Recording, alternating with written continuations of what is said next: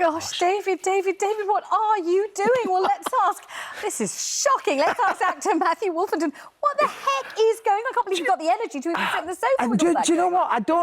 I'm going to be totally honest with you now. I don't watch myself on screen, so that's the first I've seen of all that stuff. What do you think when you see yourself, though? I mean, he's crazy, isn't he? Whoa. So he's literally just split up with his wife, a couple of weeks ago, and he's already jumped into bed with the doctor's wife, so...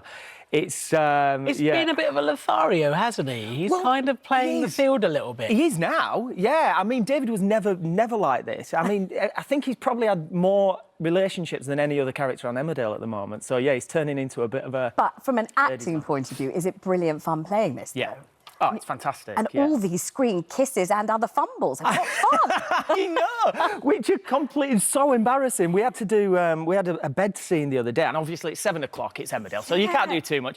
But we were in bed, me and Louisa, who plays Maya, and we've only just met, really, the last week. So, and then all of a sudden you're in bed with this person, and there's about 60 crew stood around you with cameras pointing at you. It's all very weird. And some people watching will think, God, he gets paid for that? Did he get into bed with a woman he's only just met? I know. And he calls that acting? What good fun! I mean, exactly. he really is up to a heck of a lot of no good for a character that you say is really rather nice at heart. He's not necessarily a baddie. He is, and I have referred to him as a lovable idiot. I think he's the sort of character. Somebody once asked me to describe what David's character is, and I said, well, he's the kind of person that thinks he's Brad Pitt, but he's actually more like a cross between Mr. Bean and Ricky Gervais.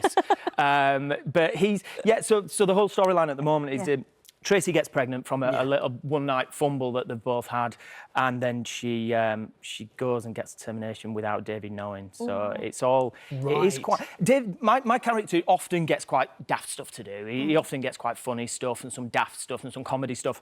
And it's lovely to be able to do something really serious. And gosh, isn't that one of the saddest lines you ever hear? We used to love each other once. I know. It's so sad. It's horrible. And David desperately wanted Tracy back. And I think the feeling was mutual as well. But then Tracy's walked in to see David kissing Maya. Exactly. And then there's been this one-night stand with Maya. Where that's going to go, we don't know yet. What do you think is going to pan out for David and Tracy? Well, I know what's going to pan out, but I can't. Oh, you can't say. You're not allowed to say. So, do you think, though, that one of the reasons that people love watching you so much and watching Emmerdale so much is because in real life, it's often that the bloke, and I think it's mainly blokes, you can correct me if you don't agree, but they may be doing the most dastardly things, but they sort of don't mean it. They're not thinking about how the woman feels. They're not, they're not intending to be horrible. Is that true? Well, I think that's how David is. That's how he is. I genuinely do think that blundering along. Do you think he's from disaster? A lovable rogue, is what you're saying? Not so much a rogue, but a bit of an idiot. And I mean, he's had so many relationships in the past, and all his exes all seem to still be his friends. So he always comes out smelling of roses at the end of it.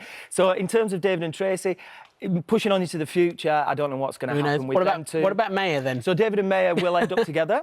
And there is a big storyline coming up for both of them, which I can't tell you about. Spoiler? But it's going to be huge. Okay. Over the next and I think few one months. of the things that people find so intriguing about you is that your wife is another star of Emmerdale. So you're on the set together, you're in the same place, and yet... But you're in bed with someone else. You're in bed with someone else.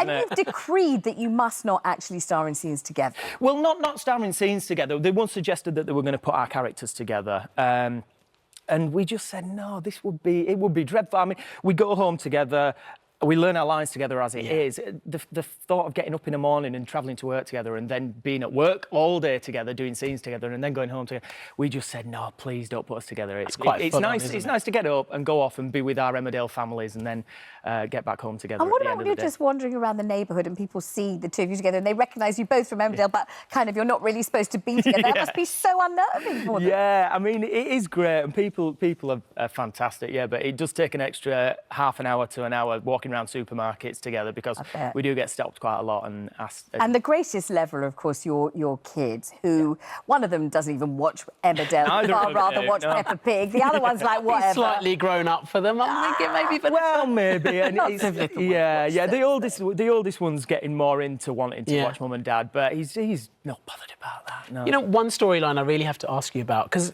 we talk about David being this lovable fool who just kind of blunders around. But he's actually had quite a serious storyline in the past, and that was the testicular cancer story. I remember you being here for that. Absolutely, You yeah. really got into that role, didn't you? Yeah, well, I mean, you can't not when you're doing a storyline like that. It was a tough 6 months, and it was a brilliant 6 months as well. I learnt a lot, and I did a lot of talking to people that had been through testicular cancer, had testicles removed, and it really helped with what I was doing. But it was a 6 months period of me shaving my head every morning. Yeah. My eyebrows came off, everything came off. And yeah, it was a tough 6 months, but it was fantastic. And the feedback that I got from social media was just phenomenal. So it was really worthwhile. Do you think people talk enough about those sorts of stories? Because sometimes it takes a soap, especially men blokes. don't like to talk about it takes a soap to get people talking, and that's what's really important. Yeah, and that's not essentially why we did the storyline. We did the storyline because it was a fantastic storyline for a younger character. Yeah. Younger. Yeah, and it was because of that storyline that I got asked to do the full Monty, which we did last year. It was terrifying. It's the most terrifying thing I've ever done. I got asked to do it as well. Did you really? I got asked. I had a meeting, and I'm so glad I didn't do it. Do you know what? It genuinely, one of the best things I've ever done. Yeah. And I, the morning after, I got stopped numerous times walking up the road, taking my little boy to school, even by his teachers. And my little boy looked at me and just went, "I can't believe my teachers have seen your bum." And he was so embarrassed.